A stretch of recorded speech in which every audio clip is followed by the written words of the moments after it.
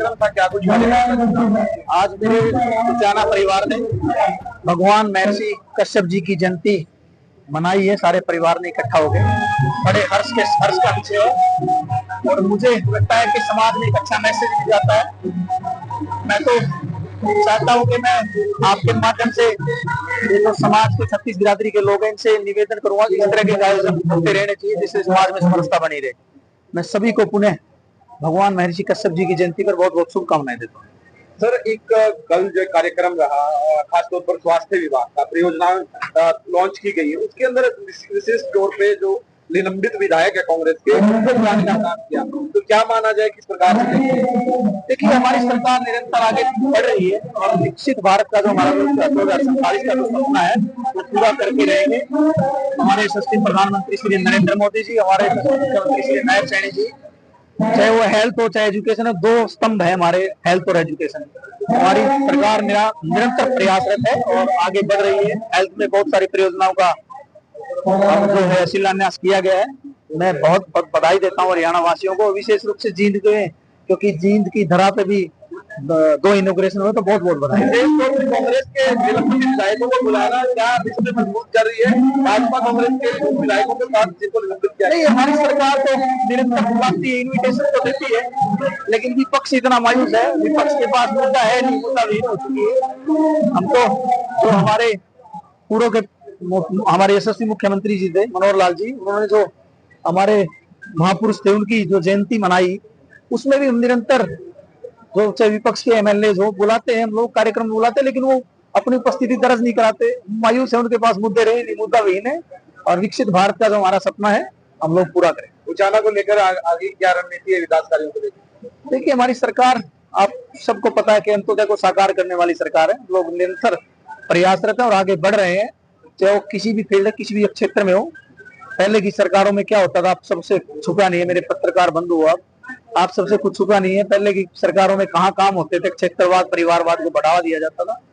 आज देखिए, एक साधारण परिवार का बेटा आपके सामने उचाना परिवार ने विधायक के रूप में चुना है। तो मैं प्रयासरत हूँ, सरकार लगी हुई है, निरंतर हर क्षेत्र में काम हो रहे हैं और विकसित उचाना को हम साकार करें। डॉक्टर अर्चना गुप्ता को महिला अध्यक्ष बनाया गया, क्या राजनीतिक संकेत देना चाहती है भारतीय जनता पार्टी? नहीं, राजनीतिक सामाजिक हम लोग साथ मिलके, हमारी जो भारतीय जनता पार्टी है और जो सरकार है हमारी, वो निरंतर महिला सशक्तिकरण पर, आप सबको पता है कि हमने पीछे जो हमारा बिल भी था उसमें भी जो घिनौना काम विपक्ष ने किया है, उसमें नतीजे आपने देखे हैं। पश्चिम बंगाल जैसे क्षेत्र में हमें इतिहास रचा है, देने का काम कर रहे हैं। बिल्कुल, हम महिला सशक्तिकरण हमारी बहनों के लिए, हमारी चाहे हरियाणा में हमने जो हमारे यशस्वी प्रधानमंत्री जी ने पानीपत की धरा से शुरुआत की थी, लाडो लक्ष्मी जैसी ऐतिहासिक योजना हमने शुरू की है। महिला सशक्तिकरण में हम साथ, हमारी बहनों को साथ लेके चल रहे हैं और बहुत बड़ा एग्जाम्पल हमने हमारी भारतीय जनता पार्टी ने दिया है और सैल्यूट करते हैं। मुख्यमंत्री नायब सिंह सैनी पंजाब दौरे पर लगातार नजर आ रहे हैं, पगड़ी बात कर जाते हैं और वहाँ पर पंजाबी में ही बात करने लगे हैं। अगला टारगेट पंजाब में क्या कुछ किस प्रकार से देखते हैं? क्या देखिए, टारगेट नहीं, हमारी जो जनता है, 140 करोड़ देशवासी है, वो समझ चुके हैं कि विकसित भारत जो है वो भारतीय जनता पार्टी की सरकार कर सकती है। निरंतर हम लोग लगे हुए हैं और हमारे यशस्वी मुख्यमंत्री जी भी लगे हुए हैं और पंजाब 100% हम पंजाब हम जीतने जा रहे हैं, पंजाब में चुनाव जीतेंगे। आज क्या कुछ आपने आपकी तरफ से यहाँ पर किया? देखिए, मुझे जो मांग पत्र प्राप्त हुआ है उसमें धर्मशाला के लिए हमारे भगवान महर्षि कश्यप जी के जो वंशज, उन्होंने धर्मशाला के लिए रामदिया बाबू जी है, धर्मपाल जी है, रतन जी है, डॉक्टर रामचंद्र जांगड़ा जी है, सुरेंद्र जी है, धर्मवीर जी है, पालाराम जी है, सबने इकट्ठा होगा, 36 बिरादरी ने इकट्ठा होकर एक मांग पत्र मुझे सौंपा है। उसमें धर्मशाला के लिए जमीन के लिए कहा है, तो मैं शीघ्र ही, मैंने वादा किया कि शीघ्र ही इस विषय पे आगे बढ़ेंगे।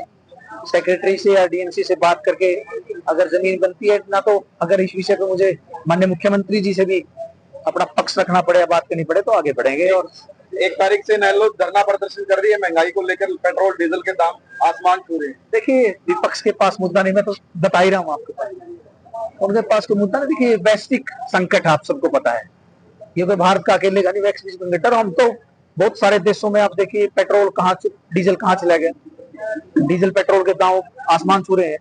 तो हमारा जो नेतृत्व है वो स्ट्रॉन्ग हैंड्स में है, बिल्कुल घबराने की जरूरत नहीं है। हमने कोरोना जैसी महामारी को भी हराया है और जल्दी इससे भी निकलेंगे बाहर। हमसे जुड़े रहने के लिए हमारे YouTube चैनल को सब्सक्राइब करें और नई वीडियो की नोटिफिकेशन के लिए बेल आइकॉन को दबाएं। अगर आप ये वीडियो Facebook पर देख रहे हैं तो लाइक जरूर करें और ज्यादा से ज्यादा शेयर करें। धन्यवाद।